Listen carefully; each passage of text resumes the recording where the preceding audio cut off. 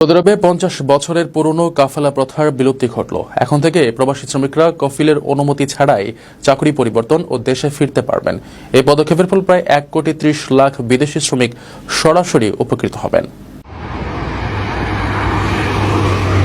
মধ্যপ্রাচ্যের দেশ সৌদি আরব তার ৫০ বছরের পুরনো বিতর্কিত কাফালা ব্যবস্থা বাতিল করে বিদেশি শ্রমিকদের জন্য এক যুগান্তরকারী শ্রম সংস্কার ঘোষণা করেছে। ২০২২ সালের জুনে ঘোষিত এই ঐতিহাসিক পদক্ষেপের ফলে প্রায় ১,৩০,০০,০০০ বিদেশি শ্রমিক সরাসরি উপকৃত হবেন, যাদের অধিকাংশই বাংলাদেশ, ভারত, পাকিস্তান সহ দক্ষিণ এশিয়া থেকে আগত। পুরনো কাফালা প্রথায় বিদেশি শ্রমিকদের কাজ ও বসবাস সম্পূর্ণভাবে নিয়োগকর্তার ওপর নির্ভরশীল ছিল, যা শোষণ ও অধিকারহীনতার জন্ম দিত।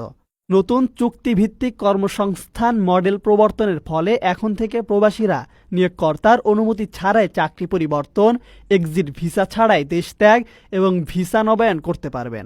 তারা নিজের ইচ্ছামতো দেশে আসা যাওয়া করার স্বাধীনতাও পাবেন।